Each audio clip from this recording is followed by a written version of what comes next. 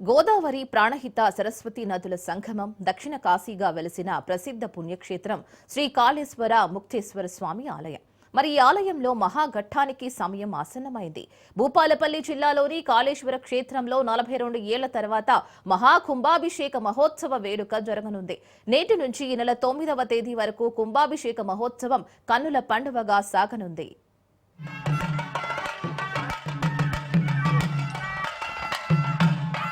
श्री कृष्णाय नमः श्री कृष्ण परब्रह्मणे नमः कृष्णं पूर्वशाजाय देवो आत्मानं संप्रोक्ष्य गणाधिपति प्रार्थयित्वा ओं गणानां त्वा गणपतिर्मवामि।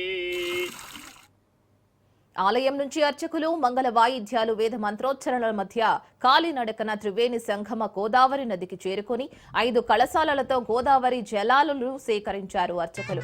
అనంతరం గోపూజ, గణపతి పూజతో పూజా కార్యక్రమాలు ప్రారంభించారు. సుమారు 50 మంది ఋత్వికులతో విశేష పూజలు పారాయణం చేయనున్నారు. సహగ్ర ఘట్టాభిషేకం కత్రువలో 1180 కళశాలను ఆవాహన కళాసారాధన చేసి వివిధ నదీ జలాలు ద్రవ్యాలతో విశేష పూజల అనంతరం కాళేశ్వర ముక్తీశ్వర స్వామి వారికి సహస్ర ఘట్టాభిషేకం నిర్వహించనున్నారు.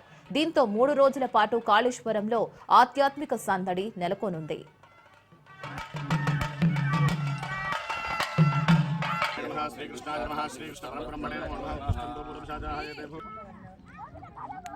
आत्मानं संप्रोक्ष्य गणाधिपति प्रार्थयित्वा ओं गणानां त्वा गणपतिर्मवामि।